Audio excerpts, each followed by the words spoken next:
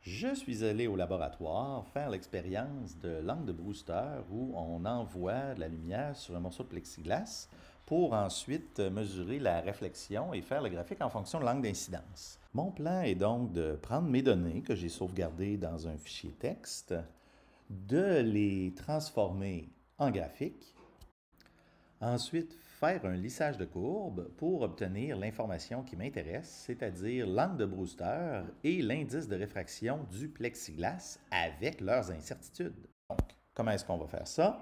On va utiliser Python, parce que c'est ce que tout le monde connaît.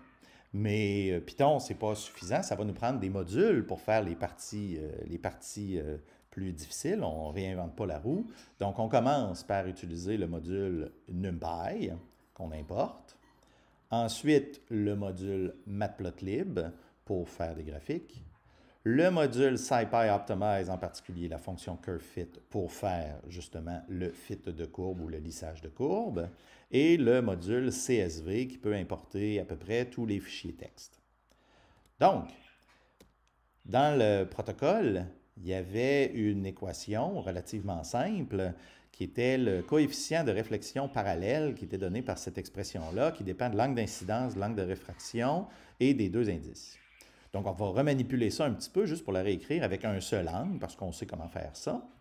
Donc, je prends l'équation de départ, puis l'angle de réfraction, θ2, bien, je sais que N1 sin θ1 est égal à N2 sin θ2. Puis ensuite, je sais que je peux toujours faire 1 moins le sinus carré pour obtenir la racine carrée du 1 moins le sinus carré pour obtenir le cosinus. C'est ce que je fais et je remplace dans l'équation. Donc, je me retrouve maintenant avec une équation qui a uniquement une variable, l'angle d'incidence, θ1, que j'ai mesuré en laboratoire, et deux paramètres, N1, N2, mais N1, on est dans l'air, donc N1, ça va être 1.0, puis on recherche N2. Donc, allons de l'avant, on commence notre petit script Python, on importe nos modules et on définit la fonction qui va être centrale à notre problème. Donc, c'est l'intensité réfléchie qui dépend de θ1, de l'intensité incidente et de N2. Ça, c'est une forme générale que la fonction CurveFit va vouloir. Donc, une fonction générale qui nous intéresse, la variable x en premier, dans notre cas θ1, puis les paramètres a, b, c, d, e, je les ai mis générales, mais moi, j'ai décidé de les nommer intensité et N2 parce que c'est plus lisible.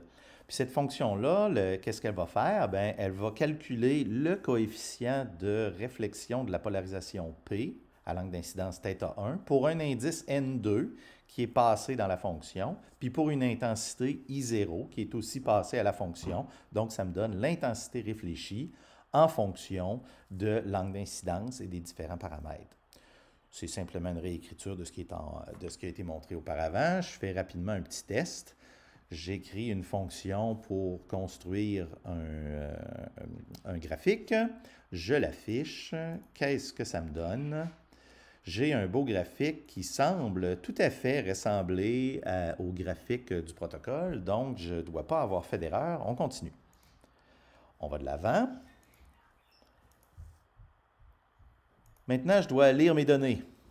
Bon, je n'ai pas l'intention de faire le vidéo que je présente ici se concentre sur le CurveFit ou le lissage de courbe. Donc, je vous écris ici qu'avec la fonction suivante, vous pouvez lire un fichier texte en éliminant les colonnes. Donc, on se retrouve avec une colonne de X et une colonne d'Y qui sont retournées. Donc, pour être certain que je ne me suis pas trompé, je regarde mon graphique. Oui, ça semble bien. J'ai mon graphique qui semble ressembler à ce que j'avais au laboratoire. On voit très bien qu'il y a des petites erreurs, des incertitudes dans les mesures. Donc, ça correspond à ce que j'ai fait. Parfait. Je vais de l'avant avec mon lissage de courbe. Donc, je vais utiliser la fonction que j'ai définie auparavant, Reflected Intensity, qui a la bonne forme, la variable suivie des deux paramètres. C'est la fonction que je passe c'est la fonction que je passe en argument à la fonction CurveFit avec mes données, θrad data et intensité data. Ensuite, il y a un autre paramètre qui est le paramètre P0, qui sont les valeurs de départ pour l'itération. Donc, on met des valeurs qui sont proches de ce qu'on pense avoir, mais de toute façon, il va itérer. La fonction va retourner Popt, qui va être les paramètres optimisés, et le Pcov, qui sera la matrice de covariance des paramètres. Ce qui nous intéresse, nous, c'est que l'erreur sur les paramètres va être la racine carrée de la diagonale de la matrice de covariance. Ce n'est pas important de savoir pourquoi pour l'instant, c'est important de savoir comment l'utiliser. Donc, on peut aller de l'avant et extraire la meilleure intensité et le meilleur indice de réfraction qui ont été trouvés par la fonction curveFit, ainsi que les deux incertitudes sur l'intensité et sur l'indice de réfraction.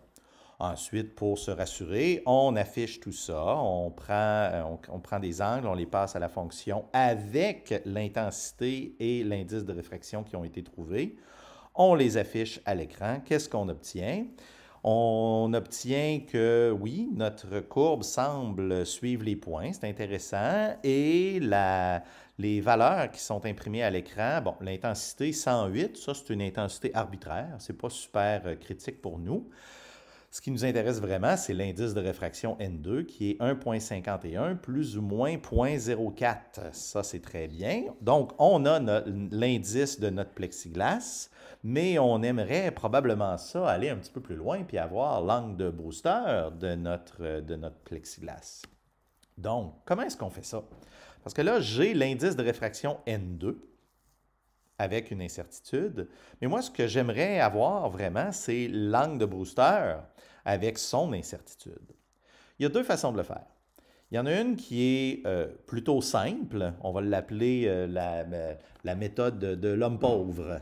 Mais il y a une méthode plus rigoureuse que je vais faire tout de suite après. Donc, on commence par la méthode la plus simple pour au moins comprendre d'où vient la propagation de l'erreur. Bien, ce qu'il faut comprendre, c'est que même si ça m'a donné 1,51, oui, c'est vrai, 1,51 comme indice de milieu obtenu par mon lissage de courbe, ça me dit que l'angle de Brewster est vraiment 56,5 degrés.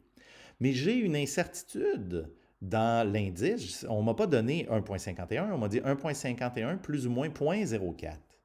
Donc, finalement, les valeurs possibles de l'indice du milieu, c'est de 1,47 à 1,55. Ce que ça veut dire, c'est qu'en fait, ça veut pas dire que toutes les valeurs doivent être dans cet intervalle-là, mais ça me dit que si je refaisais l'expérience, je trouverais 68% du temps, je trouverais une valeur dans cet intervalle-là. Donc, à l'extrême inférieur, ben, ça va me donner un angle de Brewster qui serait plus petit, puis à l'extrême supérieur, un angle de Brewster qui serait plus grand. Quand je regarde, ben, ça me dit que l'indice de réfraction, quand l'indice de réfraction est 1,47, ça correspondrait à un angle de Brewster de 55,8. Puis au contraire, quand je suis à l'extrême supérieur, j'aurais un indice de 1,55 avec un angle de Brewster de 57,2. Donc, rapidement, on peut faire la moyenne des incertitudes, puis c'est assez simple parce que dans les deux cas, c'est 0,07 des deux côtés. Puis on se retrouve avec 56,5 plus ou moins 0,7 degrés, qui est la façon très simple d'obtenir une incertitude pour notre angle de Brewster. La façon plus formelle de faire ça, ben, c'est de comprendre que l'angle de Brewster, finalement, c'est une fonction de N2. Puis, la propagation des erreurs, la propagation statistique des erreurs nous enseigne, puis là je vous le mets ici, mais je vais faire une autre vidéo sur le sujet, que l'incertitude sur la fonction de plusieurs paramètres va être la racine carrée de la somme des carrés des dérivés fois l'incertitude au carré de chaque coefficient.